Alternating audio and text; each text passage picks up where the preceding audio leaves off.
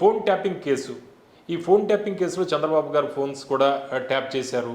మాకు చాలా అనుమానాలు ఉన్నాయండి. మేము కూడా ఈ మధ్య పవన్ గారు వేరే ఏదో టీవీకి ఇంటర్వ్యూ ఇచ్చినప్పుడు చెప్పినాం. డెఫినెట్గా చంద్రబాబు నాయుడు గారు అక్కడ ప్రతిపక్ష నేతగా ఉన్నప్పుడు జగన్మోహన్ రెడ్డి ప్లస్ కేసీఆర్ గారు ఇద్దరు కూడా అలాయ్ బలాయ్ అన్నారు. ఎందుకంటే షర్మిల గారు క్లియర్గా బయటకు వచ్చి నా ఫోన్ ట్యాప్ అయిందని చెప్పినారు. మాకు అనుమానాలు వస్తున్నాయి.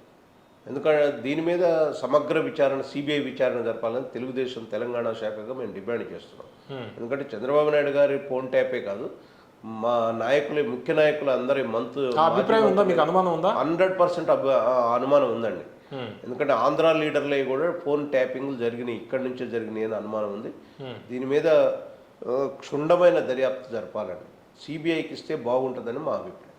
ఓకే, మీరు కూటమిలోనే ఉన్నారు కదా, బీజేపీతో ఉన్నారు, డైరెక్ట్ లెటర్ లాంటిది రాయొచ్చు కదా. డెఫినెట్గా మేము త్వరలో అది కూడా ఈ ఫోన్ ట్యాపింగ్ దాని మీద సిబిఐ విచారణ చేయాలని కూడా ఒక లేఖ రాయబోతుంది. అంటే కేవలం మీ అభిప్రాయం లేదా పార్టీలో అనుకున్నారా? లేదు, మేము తెలంగాణ తెలుగుదేశంగా అనుకుంటున్నాం. డెఫినెట్గా తెలంగాణ తెలుగుదేశం పార్టీగా మేము అనుకున్నాం. ఈ ఫోన్ ట్యాపింగ్లో చాలా పెద్ద ఎత్తున ఆంధ్రప్రదేశ్లో ఉన్నటువంటి మాజీ ముఖ్యమంత్రి చంద్రబాబు నాయుడు గారి ఫోన్ కాదు, మా కొంతమంది జాతీయ నాయకులు, మా లీడర్ల ఫోన్లు కూడా అన్ని ట్యాప్ చేసినట్టుగా మాకు అనుమానం ఉంది.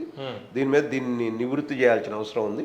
ఇప్పుడున్న సిట్ కన్నా కూడా పవర్ఫుల్గా రేపు సిబిఐతో విచారణ జరిపిస్తే బాగుంటుందని. అంటే టీడీపీ ఎమ్మెల్యేలు గతంలో బీఆర్ఎస్కి పార్టీ మారినప్పుడు అప్పుడు కూడా ఇది పనిచేసిందంట. డెఫినెట్గా ఫోన్ ట్యాపింగ్ ద్వారానే పార్టీలని, తెలుగుదేశం పార్టీని కానీ కాంగ్రెస్ పార్టీ ఎమ్మెల్యేలు కానీ వాళ్ళు చేర్చుకున్న దానికి ఫోన్ ట్యాపింగ్ కూడా ఉపయోగించినట్టు మాకు అనుమానం ఉంది. దాని మీద కూడా సమగ్ర విచారణ జరపాలి. చూసాం కదండి, ఎందుకు కేసీఆర్ చెప్పాడు కదా, ఒక ఫామ్ హౌస్లో 4 ఎమ్మెల్యేలని అదంతా స్కెచ్ చేసి పట్టుకున్నామని చెప్పారు కదా. అంటే దీని వెనకాల అసలు దాన్ని దేనికి ఉపయోగించాలి? ఫోన్ ట్యాపింగ్ అనేది మీరు దేనికి ఉపయోగించారు?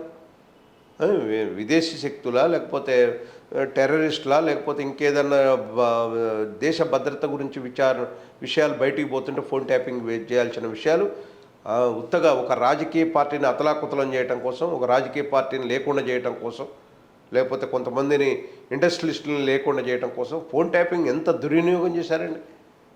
తెలియదు మనకు చరిత్రలో రామకృష్ణ హెగ్డే గారు ఫోన్ ట్యాపింగ్ విషయంలో పదవి విచ్యుతులైనరు.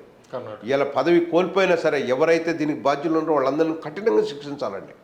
ఫోన్ ట్యాపింగ్ ఎవరైతే చేయమని చెప్పారో ఆ చెప్పిన వాళ్ళని కఠినంగా శిక్షించాలి.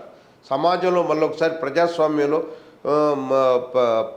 పరిపాలించే వాళ్ళకి జ్ఞానోదయం కలిగేటట్టు చేయాలి ఖచ్చితంగా. ఫోన్ ట్యాపింగ్ విషయంలో చాలా సీరియస్గా ప్రభుత్వం యాక్షన్ తీసుకోవాలి. చూస్తాం, అంటే రేపటెల్లుండిలో కొన్ని మార్పులు వస్తున్నాయి అంటున్నారు. సిట్ ద్వారా జరిగేదానికన్నా కూడా మేము సిబిఐ విచారణకే ఆదేశించాలని కోరుకుంటున్నాం.